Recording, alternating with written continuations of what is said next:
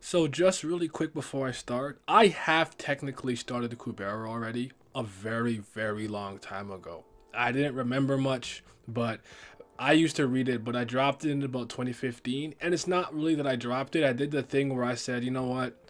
The weekly slog is kind of getting to me. I'm gonna let a couple of chapters stack up and then I'm gonna keep reading it. And I just never got back to it. So I was somewhere in season two, not that far, but somewhere in season two around the time that I stopped reading it, about 2015, 2016-ish. So I want to make that clear.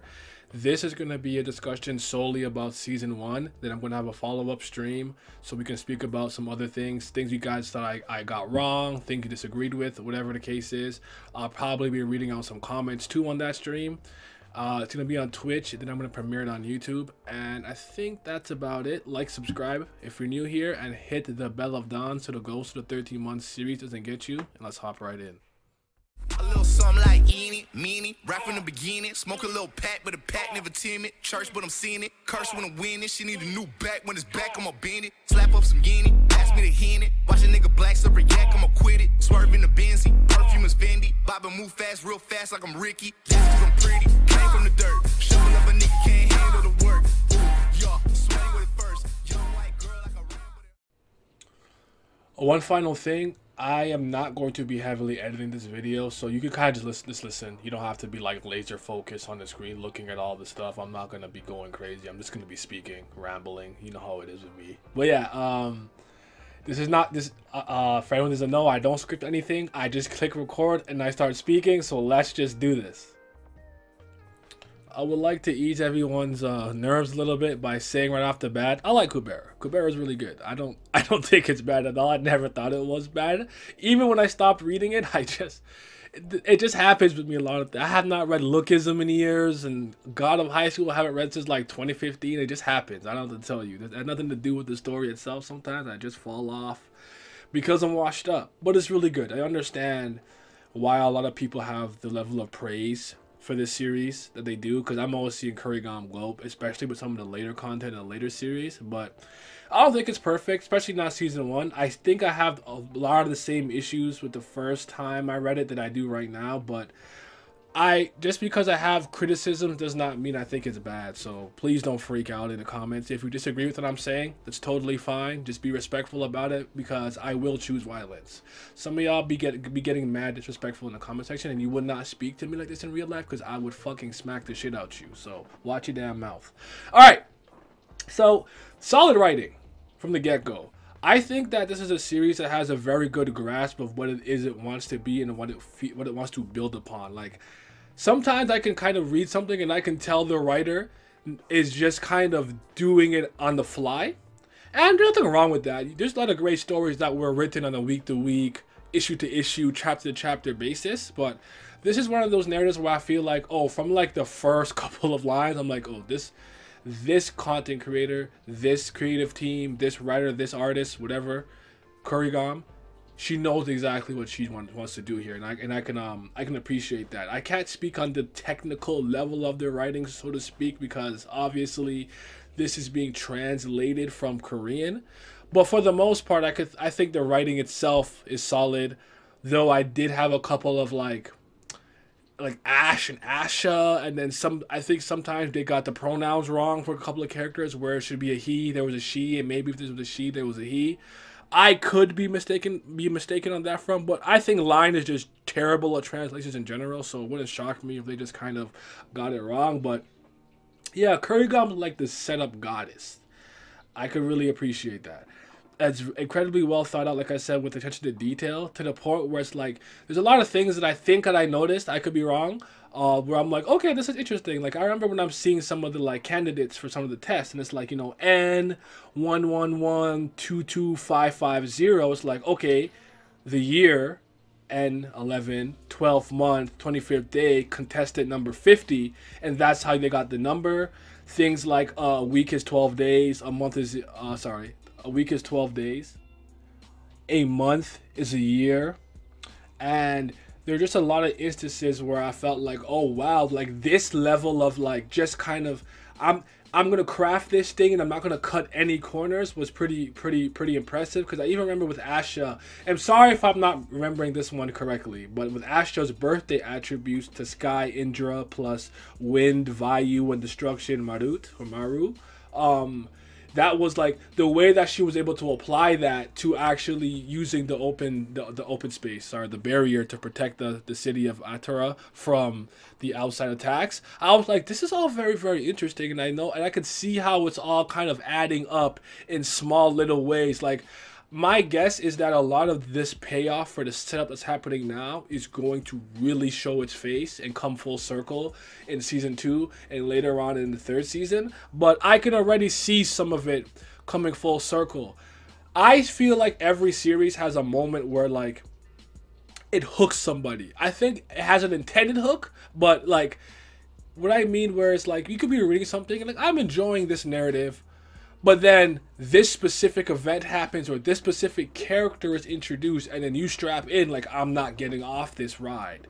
For me, this was when the kind of quote-unquote nameless god, who I'm assuming is Kubera, the actual Kubera, not Lise or Les, I think it's Lise though, I'm going to go with Lise, says you're wasting the power of name. And it's just something with the way that he came and said it, using his chibi form, and now he grown as fuck, mad strong and everything. I'm like, that's just a bar, because from the time we've been hearing like, don't use your real name outside the town, and you know, you go by Kubera or Lise, Hayes or Hayes, whatever it was, and it's like you're starting to see like this, her name being Kubera means something significant. And then as we got some more later explanations about the god and the primeval gods and how the power of name and soul and things of that nature kind of tie into the power of a god, I was like, yeah, I don't think I've gotten that full payoff yet, but there's little tiny things and little snippets and, you know, smackrums that I'm getting that I'm like, interesting. Even when Agni was like, I already used a little bit of insight. Tell me why you are searching for the power of the name. It's dope. It's really good. I think this was around the time we were talking about, I think how gods were structured, how their bodies were completely different from humans and Suras. They can't be separated from their souls, and they got the power of memory, name, and like just power in general, and they all kind of form a concept. So, like I said, incredible attention to detail, incredibly informative, even with things that are just like, this is probably not something that's vital in terms of you explaining it like this, but it's just nice to know. And for anyone who's a super duper lore nerd or world building guy, girl or gal, this is great for it. I'm not a person who really cares about lore and world building like that. The thing that I care about a narrative the most at this point in my life is characters and the actual narrative itself. So the central plot and the subplot. So things like that. And character arcs. So those are things that I care about the most, and I'm not particularly big into world building, but I can see that this has really been done really well done with like the human realm, the Sura realm, the gods, how the world was created, how gods tie into humans and Suras and things like that, like X, Y, and Z. Like, I'm seeing it. I'm like I know I'm not there yet, and I haven't gotten the full payoff. I can tell, but I could feel it. You know, it's coming. Like, I could feel it. I could feel it in my bones. It's really good stuff. Kubera is hilarious. The character herself is funny, but like this manhwa webtoon is fucking funny. I did not remember it being this funny. Like, I kid you not, there are so many instances where I am legitimately just cracking the hell up. When we finally cut back to, I think, the kind of channel way to when we were transitioning from the Night It Rained Fire into the power of the name, and it's just like, meanwhile, Lise, I think that guy is scared. He must be really weak. What a weak guy. And like, they're just roasting Rand for no reason. Like, bro, chill on him. I remember when Agni and sorry if I mispronounced this guy's name. It's like Gandaravara. I'm sorry, I know I butchered it, but you know what I'm talking about. He's looking for his daughter. It's like Gandavara, right? When Agni and him first meet, and like, you know what it feels like? If I thought myself out, well, you wouldn't know, because you don't freeze. I'm gonna burn your hair, so like you go bald. He started burning his hair, and like that guy did not care at all. Like, I'm like, oh my goodness. And the detailed plan that they had to like get him to burn up his power to kind of kill the summoner with Brilith, I was like, oh my goodness, like they're playing like some 5D chess here. That's really interesting, and I like it. One of my favorite jokes, I'll probably never forget this. It was so hilarious when Kubera actually gets the bracelet on, and she's like, "Tell me how to get this off. You must know how it works." And immediately goes, "There's 4 different ways. Wow, that many? Cut off your head. 2, die. 3, get help from one of the 5th mind gods." The highest spiritual rank of a god, whatever. And then like, I don't even think they got to the 4th one, I don't remember, but it was just funny because she's like, "Yo, do you have any reasonable way of getting this bracelet off my fucking wrist?" Like, yo, this shit is so funny. Like, it's actually hilarious. I was having a good time. I can't even lie to you. Asha having like no naming sense. Remember when they wanted to name Yuta, when Yuta joined the party, and after Asha was like, "All right, since he has black hair, Blackie. He have white skin, white. As a compromised spotty." And she's like, Kubera's like, "What the fuck is this shit?" Crumbles up the paper, throws it. And after she starts roasting her for like her creativity of having no naming sense, and after, you know, Asha's joke, "But I'm gonna take your ear off," or all that stuff. It's just, there's a lot of very, very good little jokes in there that I really appreciate. So it's really funny. And one thing about me is if I'm having a good time and I'm laughing, I will stick around. And even like Agony, you know, Idiot Smithy, Idiot whatever, like he makes me laugh too. And so yeah, good stuff.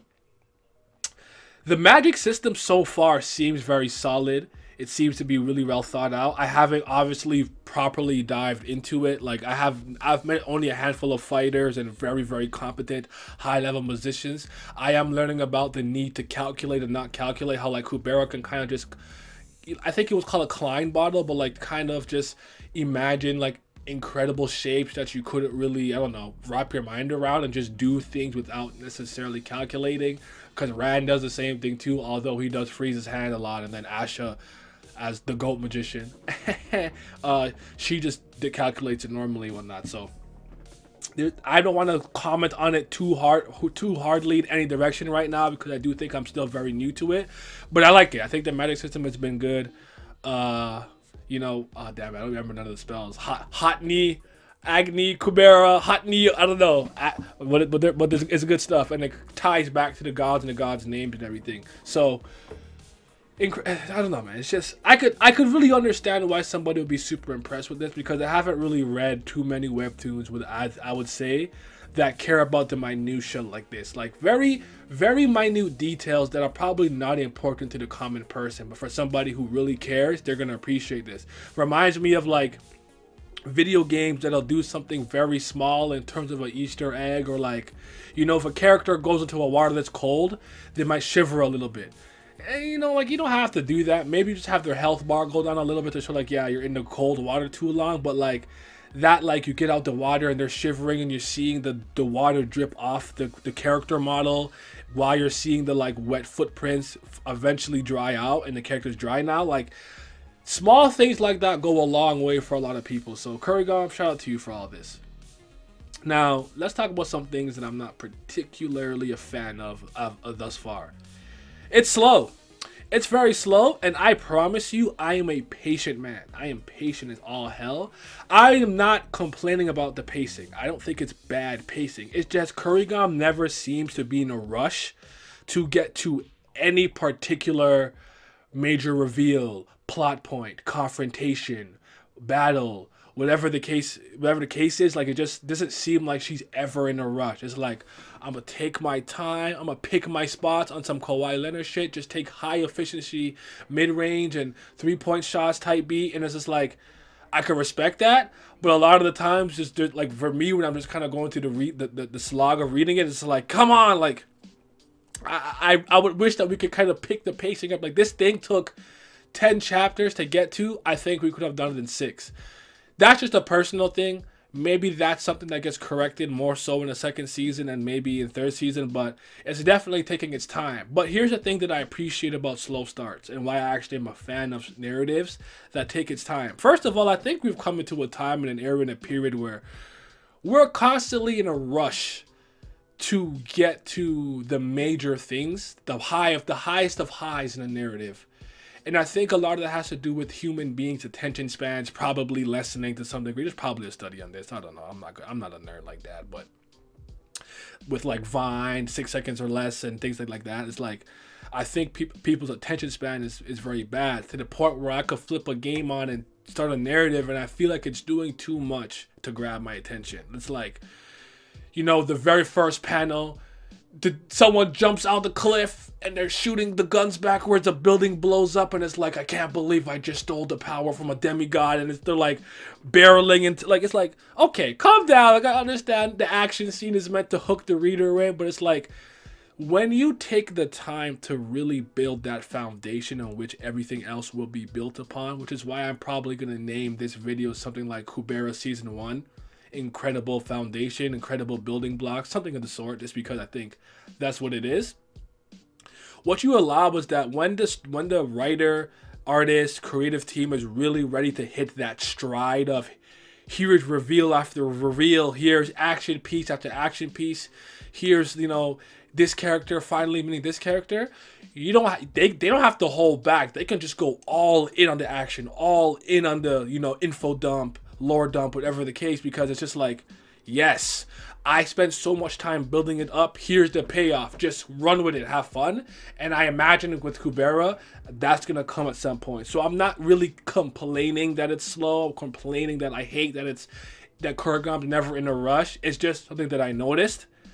And I do wish sometimes we could pick it up a little bit, because I do think there's a little bit of efficiency being lost here, where I'm like, no, you could have got to this in 6 chapters, even though you took 10/11. So, yeah. I definitely think this series would benefit from more action and more fights and more, you know, action sequences in general. I do think the presentation right now is a little bit lacking. It's early, season 1. Even Tower of God, in a lot of ways, I would say, yeah, Tower of God took its time for it to hit its artistic stride. So I think Currygom is going to hit that. And I've seen some of the later artwork. It looks beautiful. I saw some of the improvement already. So this is not me saying, shit art, you're a bad artist, the artistry's terrible. First of all, beauty is in the eye of the beholder. So, you know, to each their own.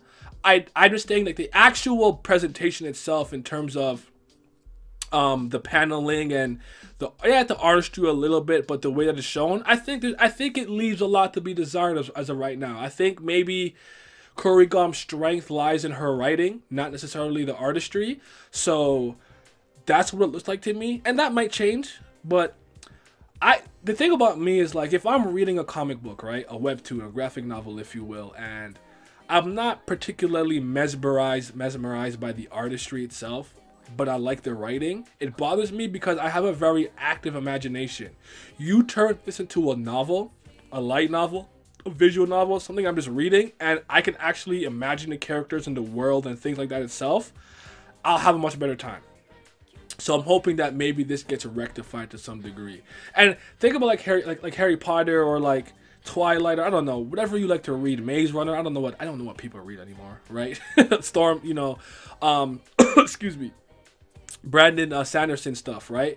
Like, I imagine when these things are being made into a movie, for a lot of us, the movie never holds up to what we created in our heads, like, because our imaginations are so vivid, and I have a very vivid imagination, personally speaking. But anyways, I just think it would benefit from more action, more fights. I don't know if this ever becomes a more action-focused series, or at least there's more combat in it. But I definitely think with beings this powerful, godly beings and powers like this, and the magics with magicians and fighters, fighter-magician hybrids, this needs to kind of step up its game in the later seasons with some of its combat and whatnot. And I'm gonna leave it at that. The cast of Kubera thus far has been fantastic. I have been enjoying them thoroughly for the most part. I do want to say this real quick before I forget, and I don't know where I would place this. Kubera's friend that gave her the gift that got punched and survived it Is this story trying to insinuate that he is very good at avoiding death, whether it's like luck is on his side to the degree that he won't die yet, or at least until a certain moment? Because it felt like he escaped death a lot of times with going to buy Kubera's gift. And then when, I can't remember her name right now, I'm so sorry. Is it? No, I don't remember her name. But the pigtails, she's a leader right now. She came with the blue hair to find the person with the power of the name of the god. When the Suras were attacking Brillis Town, like I think Ateria is what it's called, Atura. Around that time, he like said she was pretty, and you know, and she was gonna kill all the humans there. And you know what? He said something really good. I'm gonna let him rock. You know, it's like there was a couple of instances like that where it's like, is this story trying to tell me that, hey, this is a character that kind of evades death? Because that's really cool. I like that. Like I don't know how significant that is or it's going to be, but I can appreciate that it's already being built in, like, early. So if I see instances later on where it happens, I'm not going to think it's nonsense. And I want to comment on a couple other things that I think that I noticed real quick before I kind of talk about the characters. It feels like Lee's connection to a lot of these characters like Ran and Asha is a little more detailed than I thought. I thought maybe Asha just wanted her because of the Kubera thing, but it's like Asha was a survivor of Cart in N4 or N5 that year and wanted revenge. And then we kind of just recently learned that Kubera's father, Rowley's, died around that time. I don't know if that's related. And then, damn, I can't remember the rest. But yeah, like, it just certain things like that. Like, it's like very interesting because I'm trying to put these things together. And with Lee's constantly blacking out when she's using powers, it's like hiding how she needs to know how incredible she truly is. So I hope that stops being a gimmick sooner rather than later. There was something about the Chaos Clan that I was trying to rack my brain to remember about the magic that they could cancel out. The Chaos Suras. I think it had to do with Hotni Brahma and Hotni Vishnu, where it was like Vishnu was a primordial god. So I think the Chaos Gods can't nullify magic from those specific gods. And since Brahma is also one, maybe that's why the raft that Ran and company was on in like the little channels with all the numbers didn't go away. But other magic did not work when their eyes were on them. If I'm totally off, just tell me. I'm sorry. I'm not really a theory person like that. I kind of just like to analyze what I do and don't know. But I felt like I was noticing stuff like that. But okay, let me talk about the cast a little bit. Kubera's a good lead. I actually think Kubera's an excellent lead so far. It's just very frustrating as of right now because Kubera's pretty useless. We are getting all of the, the hype for, hey, you're a lot more special than you're giving yourself credit for. Power of the name. You're a decent magician that could do stuff without calculation. Very physically gifted.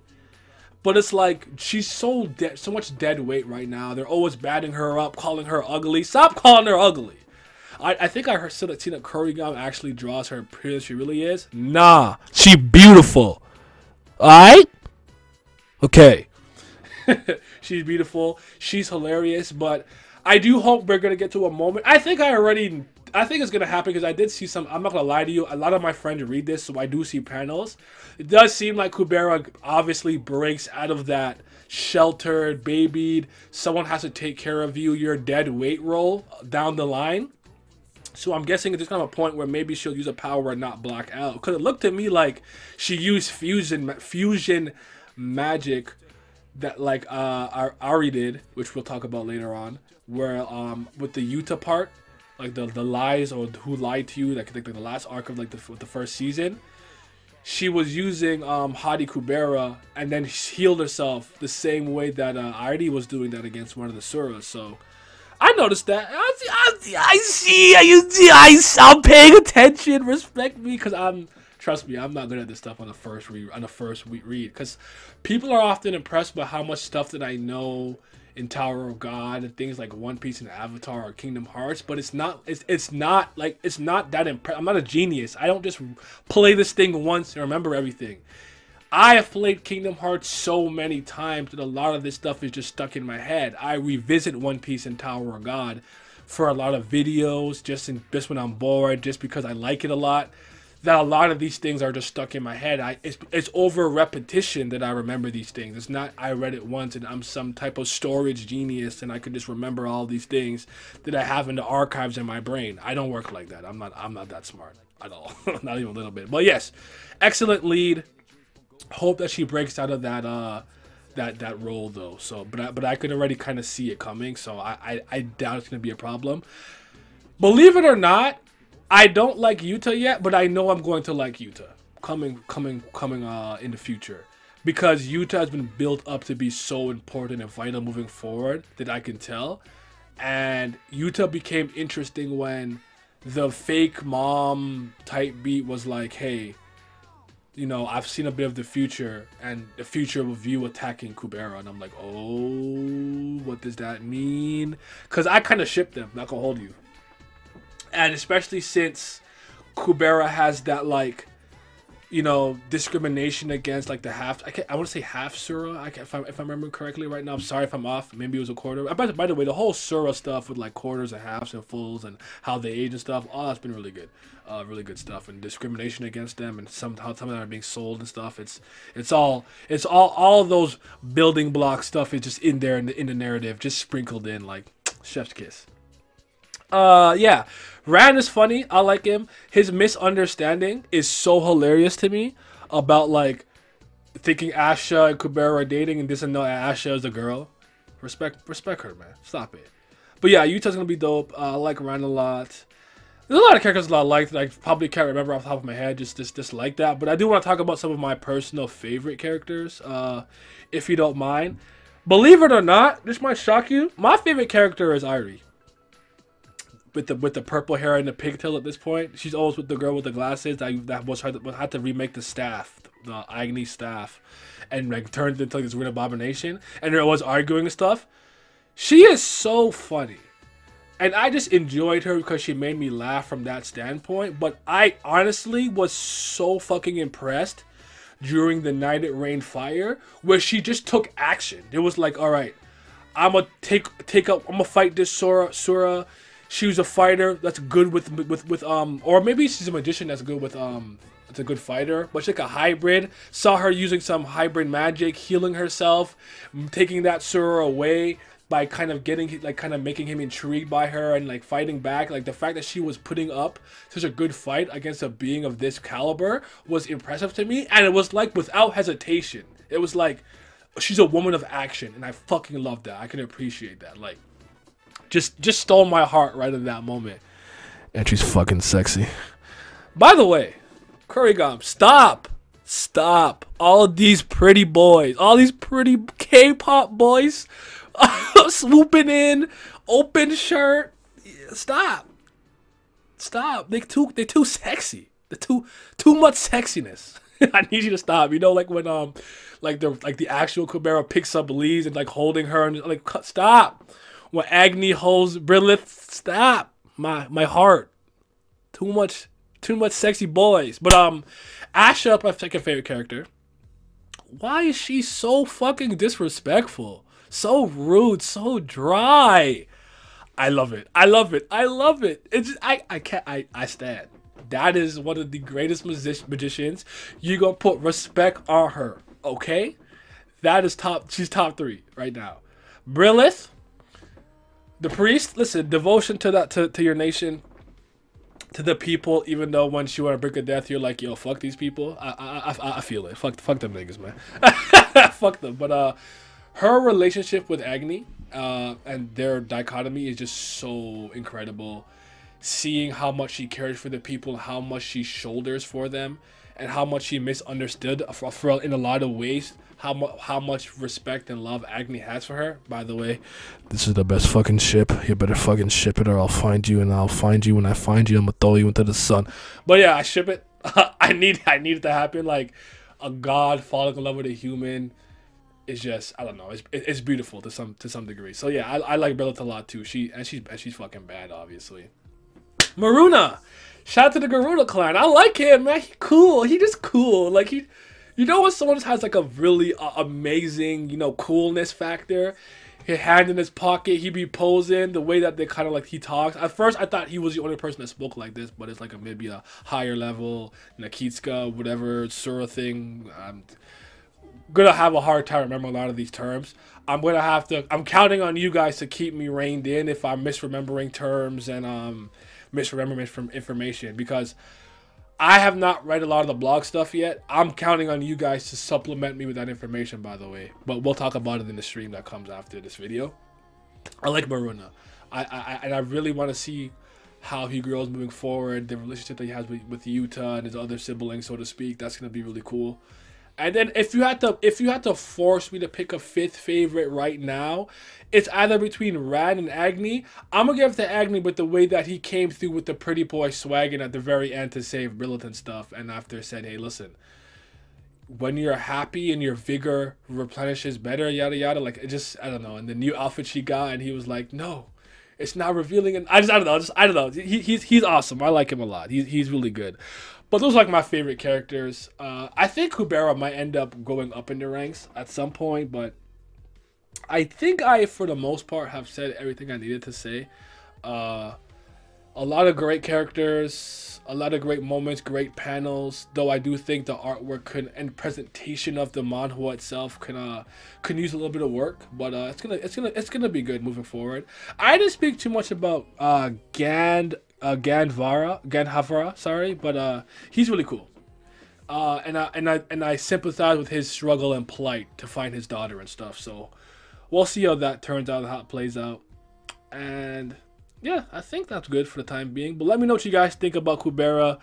What you thought about the video. Definitely stay tuned for the stream that I'm gonna have after this, and then I'm gonna be doing this season by season. If you guys are interested in seeing me read Kubera like live, I don't mind doing it on Twitch a couple of times. I don't want to read the entire thing, so I'll just pick random days and I'll just tell you where I am and what I read last and then read that day. If that's cool with you guys, let me know. I did forget one thing I want to talk about. So when the why can I remember her name? I like her a lot too. The blue hair girl who's leading the clan right now. When she was speaking to Maruna at one point, he said something that was so fucking raw, bro. Oh my god, this is when I'm like, yeah, you top 5. There is something my father used to say all the time.